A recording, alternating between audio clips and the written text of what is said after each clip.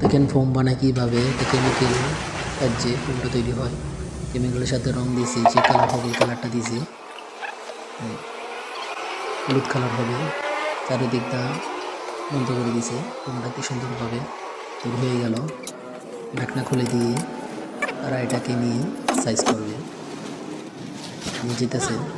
এটি বানায় সম্ভবত পাকিস্তান ভাইরা, সুন্দর করে দিয়ে তারা সাইজ করতেছে।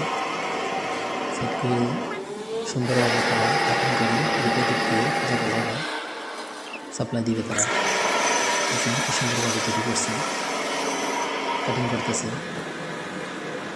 সুন্দর হয়ে গেল। এটাকে নিয়ে আবার এমনভাবে সাইজ করবে। সাইজ করার পরে